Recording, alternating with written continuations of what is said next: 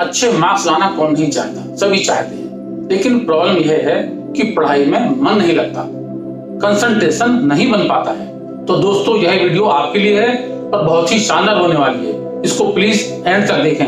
और मेरी गारंटी है, जो टिप्स मैं आपको बताने जा रहा हूं उनको अगर आपने अपनी लाइफ में अप्लाई कर लिया तो जितने नंबर चाहोगे उतने नंबर प्राप्त कर लोगे। सबसे पहला पॉइंट है कंसिस्टेंसी। आपने अपनी क्लास में देखा होगा जो टॉपर बच्चे हैं, जिनके मार्क्स बहुत अच्छे आते हैं, यह बिल्कुल भी जरूरी नहीं है कि वो इंटेलिजेंट हो, लेकिन उनके अंदर एक क्वालिटी होती है कंसिस्टेंसी की। वो लगातार पढ़ते हैं, पूरे वर्क को 1 या 2 महीने पर कभी भी नहीं छोड़ते। आपने कछुए की और खरगोश की कहानी सुनी होगी।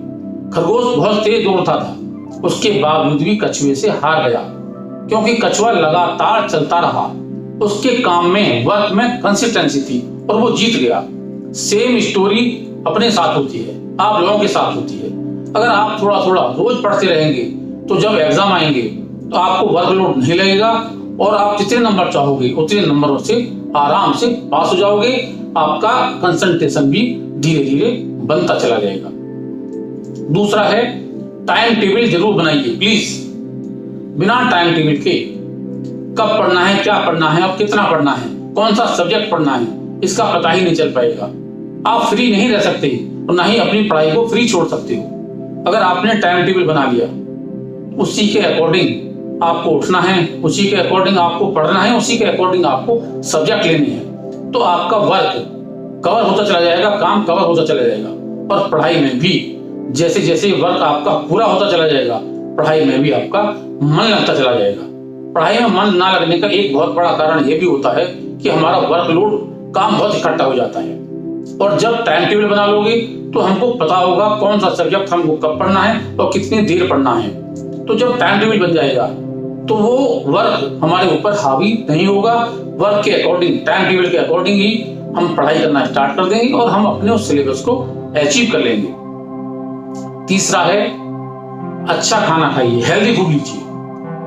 बच्चों, हेल्दी फूड लेना वैसे भी स्वास्थ्य के लिए बहुत ही आवश्यक है, लेकिन जिस फूड की मैं बात कर रहा हूं वो आजकल न्यू जनरेशन में बहुत ज्यादा पॉपुलर होता जा रहा है फास्ट फूड, स्मोकिंग, एल्कोहल। इससे दूर ही रहें, क्योंकि ये माइंड को पॉल्यूट करते हैं। चाहे फास्ट फूड हो, चाहे स्मोकिंग हो, चाहे एल्कोहल हो। ऑकेजनली ले लेते हैं, पार्टी में ले लेते हैं, कभी कभी ले लेते हैं। ये बढ़ते बढ़ते एडिक्शन हो जाता है और वैसे भी ये शरीर को बर्बाद करता है। हर इंसान, हर बच्चा, हर स्टूडेंट इस बात को जानता है कि ये सारी चीजें अपनी बॉडी के लिए हानिकारक हैं। उसके बावजूद भी ऑकेजनली ले लेते हैं। आखिर क्यों ऑकेजनली ले लेते हैं उसको? तो कब इनको भी अपने जीवन का हिस्सा ना बनाएं। आप अपना फोकस अपनी अच्छी हेल्थ पर रखिए। नेक्स्ट है डोंट कंट्रोल योर थॉट्स। अपने विचारों को कंट्रोल ना करें, क्योंकि जब आप पढ़ने बैठते हो तो तरह तरह के विचार आपके माइंड में आना स्टार्ट हो जाते हैं और आप उनको रोकने की कोशिश करते हो। फ्रेंड्स, बिल्कुल भी उनको रोकने की कोशिश ना करें। जो भी थॉट्स आ रहे हैं आने दीजिए, सबको आने दीजिए। और उस वक्त एक काम और कीजिए, आपके पास कॉपी, किताब, पेन, पेंसिल जो भी हो उसको साइड में रख दीजिए, क्योंकि फ्री होकर बैठ जाइए। माइंड को बिल्कुल रिलैक्स कर दीजिए।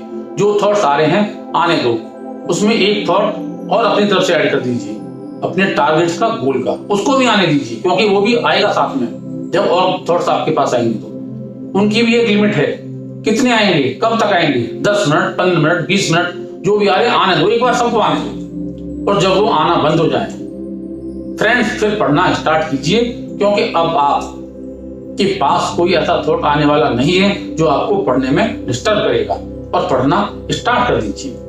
नेक्स्ट आता है अपनी रेस्पॉन्सिबिलिटी खुद समझिए।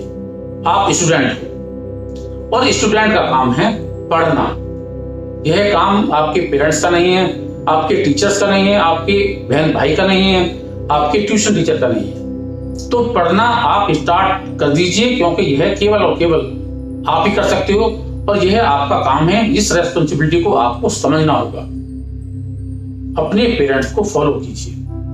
हो सकता है आपके पेरेंट्स को आपके सब्जेक्ट की नॉलेज ना हो, लेकिन डियर स्टूडेंट्स, आपके पेरेंट्स ने दुनिया देखी है, उनको दुनिया का ज्ञान है, आपसे ज्यादा ज्ञान है। उनकी बातों को मानिए। जिस भी स्टूडेंट ने अपने मदर फादर की बातों को मान लिया, चाहे वो कुछ भी हो, चाहे वो जानते हो, पढ़े लिखे हो या अनपढ़ हो, उस बच्चे ने सफलता की ऊंचाइयों को चूम लिया।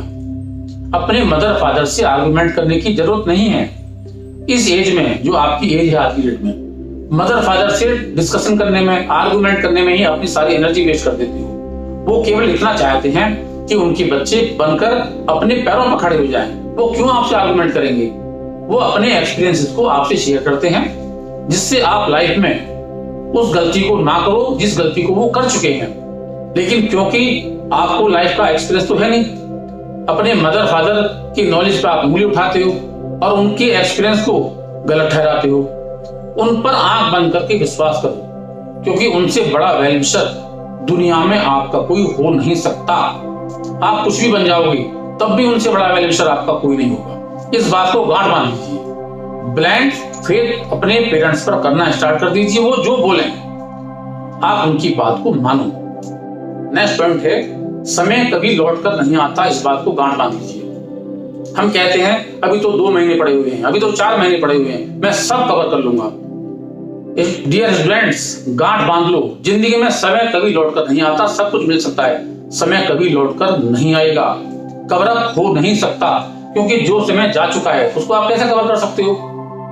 आज के समय में आप वो पढ़ोगे जो आपको आज पढ़ना है। जो आज से 2 महीने पहले पढ़ने था, उसको कैसे कवर कर सकते हो? इसलिए जो लोग ये बोलते हैं कि मैं कब सब कवर कर लूंगा, वो अपने आप से झूठ बोलते हैं, अपने आप को धोखे में रखते हैं। समय कभी भी लौट कर नहीं आ सकता। समय को कभी भी कवर नहीं किया जा सकता। अपने आप से कमिटमेंट कीजिए। यह कंपटीशन का युग चल रहा है। नंबर लाना अलग बात है, कंपटीशन को बीट करना दूसरी बात है। नंबर तो बोर्ड में अच्छे आ भी जाते हैं, लेकिन आपने देखा होगा कट ऑफ कहां तक पहुंचती है। 99 और 100% तक कट ऑफ पहुंचती है। कहां तक कंपटीशन को बीट करोगे? अगर आप रेस्पॉन्सिबिलिटी नहीं लोगे, अपने समय को यूज नहीं करोगे, तो इस दुनिया में कंपटीशन को कैसे बीट करोगे? मन लगाकर पढ़ना तो पड़ेगा ही, तभी तो कंपटीशन में जीत पाओगे, तभी तो सक्सेस मिल पाएगी आपको। इसलिए डियर स्टूडेंट्स, समय की रेस्पेक्ट करें, तब समय आपकी रेस्पेक्ट करेगा। जिसकी आप रेस्पेक्ट करते हो, वो आपकी रेस्पेक्ट करता ही है। नेचुरल बातें हैं। इसलिए समय को वेस्ट करने की बिल्कुल जरूरत भी नहीं है। जितना समय आज है, उसको यूटिलाइज करना आज से ही स्टार्ट कर दीजिए। कंसिस्टेंसी के साथ टाइम टेबल बनाकर उसको फॉलो करते चले जाएं। आपका पढ़ाई में मन लगना स्टार्ट हो जाएगा, कंसंट्रेशन बनना स्टार्ट हो जाएगा। दूसरों को ना देखें, ना ही कॉपी करें। मेरा दोस्त भी इतना ही पढ़ता है जितना मैं पढ़ता हूँ। जो टॉपर है क्लास का, वो भी उतना ही पढ़ता है जितना मैं पढ़ता हूँ। बिल्कुल भी कॉपी ना करें, क्योंकि कोई आपको सही बताने वाला नहीं है। हर स्टूडेंट आपको कॉम्पिटिटर मानता है, कोई सही नहीं बताएगा। कोई होता है गड़ला जो अपने फ्रेंड्स को सही बता देता है, क्योंकि फ्रेंड्स आपस में भी कंपटीशन रखते हैं। वो कभी भी अपनी बात को सही नहीं बताएंगे कि वो पढ़ रहे हैं या नहीं पढ़ रहे हैं। पर दूसरा, आपको दूसरों से क्या लेना देना? आपको पढ़ना है, आपकी पढ़ाई आपके काम आएगी। अगर वो नहीं पढ़ रहे आपके फ्रेंड्स, तो उनकी पढ़ाई उनके काम आएगी। इसलिए दूसरों से कंपेयर ना करें, आप अपने आप से कंपेयर करें कि आप आज से पहले कहां स्टैंड करते थे और आप आज कहां स्टैंड करते हो, और आने वाले समय में आपको कहां तक पहुंचना है। ये गोल भी आपको आज ही डिसाइड करना होगा, तभी आप अपने गोल तक पहुंच पाओगे। Increase your capacity.